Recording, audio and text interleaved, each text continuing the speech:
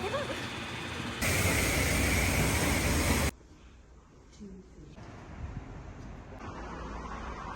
අම්දාලා ලොකු එක සරත් පොඩි එක සුමේද.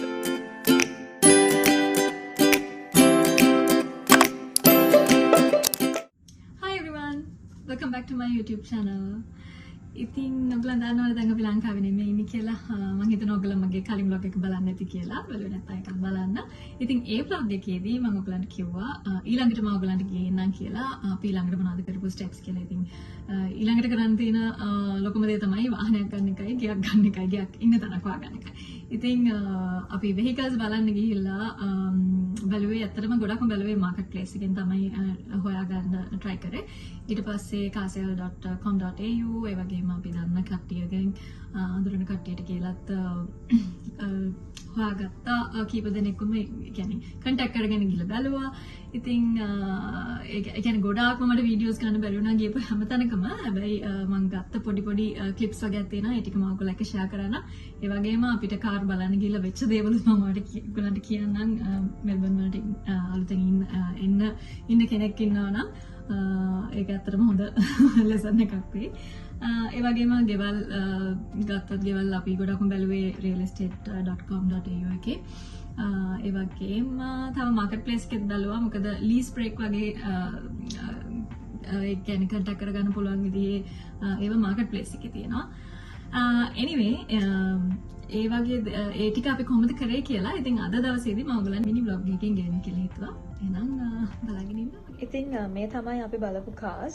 අපි පොඩ්ඩක් ටිකක් ලොකු කා එකක් වගේ කියන්නේ නිකන් SUV එකක් වගේ තමයි මුලින්ම බැලුවේ. ඒ වුණාට අපිට ඇත්තටම මේ එහෙම සෙට් උනේ නැහැ හරියන කා එකක්. ඒ වගේම බජට් සුත් ගත්තාම අපි හිතාගෙන හිටිය බජට් එකට ටිකක් වැඩි වුණා. ඉතින් ඒක නිසා හරියට එකක් සෙට් වුනේ නැහැ.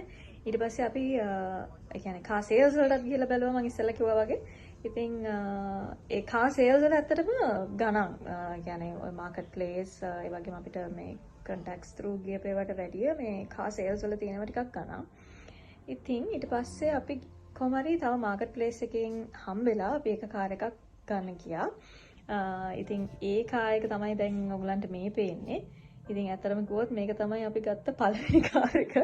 හැබැයි කොහොම හරි අපිට ඒ කාර් එක අපේ උනේ නිකන් පැය ගානකට හරියටම කිව්වොත්. ඉතින් අපි කාර් එක අරගෙන මේ නිකන් මම හිතන්නේ කිලෝමීටර් 5ක්වත් යන්න හම්බුනේ නැහැ. ඊට පස්සේ ඒකේ චෙක් එන්ජින් ලයිට් එකයි තව ලයිට්ස් වගේ පත්තු වෙන්න ගත්තා. ඊට පස්සේ අපිට අතරම හිතා ගන්න බැරුණා මොකද කරන්න කියලා. මොකද අපි ඒ කාර් එක ගන්න කලින් දවස් 2-3කට කලින් ගිහිල්ලා ඔක්කොම චෙක් කරලා එහෙම කරලා තමයි ආවේ. anyway කොහොම හරි ඉතින් දැන් අපිට හිතුණා මේක හරියන්නේ නැහැ එහෙම කියලා. මොකද මේ දැන් කියන්නේ දැන් අපි ගත්ත ෆස්ට් වෙහිකල් එක එහෙම ඉතින් අරගෙන පොඩි වෙලාවකින් එහෙම ප්‍රශ්නයක් වුණාම ඉතින් අපිට හිතා ගන්න බෑනේ මොකද කරන්න කියලා. ඊට පස්සේ කොහොම හරි අපි ඒ ගත්ත එක්කෙනාට කතා කරලා කිව්වා මෙහෙම ප්‍රශ්නයක් තියෙනවා. එහෙම කියලා කොහොම හරි අන්තිමට ඇග්‍රී වුණා අපිට මේ කාර් එක රිටර්න් අපි කිව්වා අපිට රිටර්න් කරන්න ඕනේ කියලා. මොකද අපි සල්ලි ඔක්කොම ගෙවලා තිබ්බේ. පස්සේ ඉතින් අපි හිතුවා පස්සේ ඊළඟ දවසේ උදේම ගිහිල්ලා අතරම කාර් එක රිටර්න් කළා. අපිට රිෆන්ඩ් එක දුන්නා. හැබැයි පොඩි ගාණක් තිබ්බ දෙන්න. ඒ ගාණ ඇත්තටම කියන්නේ ඩොලර් 500ක් විතර තමයි අපිට රිෆන්ඩ් එක ඊට පස්සේ ආගාව ඉතුරුනේ. ඒක දෙන්න සෑහෙන කල් ගියා. කොහමරි අන්තිමට දැන් දවස් කීපයක් ඇති අපි ඒකත් අපිට කොහමරි හම්බුණා. ඉතින් ඔයගොල්ලෝත් මෙල්බන් වලට එන්න බලාපොරොත්තු වෙනවනම් ඉතින් පොඩ පරිස්සමෙන් වාහනේ කියන්නේ වෙහිකල් එක සිලෙක්ට් කරගන්න එක හරිය පරිස්සමෙන් කරන්න ඕන දෙයක් කියන එක තමයි අතට මට ඔයගලන්ට මෙතනදී කියන්න ඕනේ. ඉතින් ඊට පස්සේ අපි හිතුවා මේක හරියන්නේ නැහැ. මොකක් හරි පොඩි කායක මොන හරි ගන්න ඕනේ. ඒ කියන්නේ ඇත්තටම අපිට බය හිතුණා ඊට පස්සේ. ඒක නිසා අපි හිතුවා Toyota එකක්ම බලනවා කියලා. ඊට පස්සේ අපි Toyota Yaris එකක් තමයි ගත්තේ. කොහොම හරි ඒක අරගෙන ඉතින් දැන් මම ඔයගලන්ට පෙන්නන්නම් ඊට අපි කොහොමද පෙට්‍රල් ගෙවුවේ කියලා. කසන් පෙට්‍රල් ගානයකුත් තියෙනවා මම පෙට්‍රල් ගානයකුත් තියෙනවා. ඉතින් දැන් ලංකාවේ වගේ නෙමෙයි මේවා හැම දෙයක්ම තනියෙන් කරගන්න ඕනේ. ඉතින් ඉන්ට්‍රස්ටිං ඉතින් ඒකත් බලද්දි ඊට පස්සේ පෙට්‍රල් ගහුවට පස්සේ එතන තියෙන account එකක් අපිට ගිහිල්ලා pay කරන්න පුළුවන්. අපි ගහපු අයිල් එකේ නම්බර් එක කියලා තමයි payment එක කරන්න තියෙන්නේ. ඉතින් ඔය තමයි අපේ වෙහිකල් එක ගැන අපිට කියන්න තියෙන දේවල්.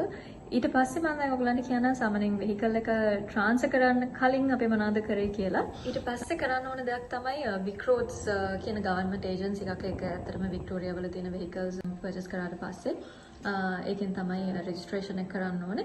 ඉතින් ඒකට වික්‍රෝඩ්ස් එකට ගිහිල්ලා අපි කස්ටමර් නම්බර් එකක් ගන්න ඕනේ. ඊට පස්සේ කස්ටමර් නම්බර් එක අපිට අපේ account එකට link කරනවා. එහෙම link කරාට පස්සේ තමයි vehicle එක අපේ නමට transfer එක වෙන්නේ.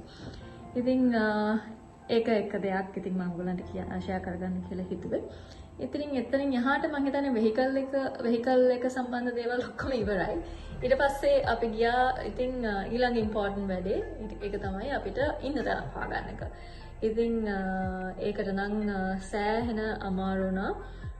මොකද ඒ කියන්නේ මෙහි සාමාන්‍යයෙන් ඇවිල්ලා ගෙයක් ගන්න එක ලේසි නැහැ. මාරම අමාරුයි. ඉතින් අපි ගොඩක්ම බැලුවේ realestate.com.au කියන වෙබ්සයිට් එකෙන් තමයි.